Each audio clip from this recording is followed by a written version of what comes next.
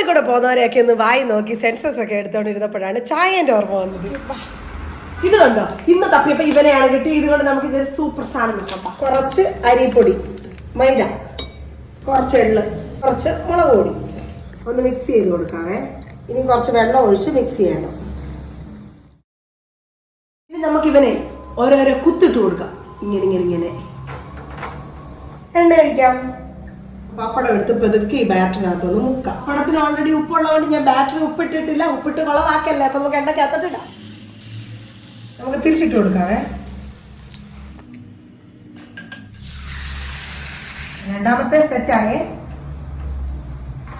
അപ്പൊ സാധനം സെറ്റായി. ഞാൻ കഴിച്ചു നോക്കട്ടെ.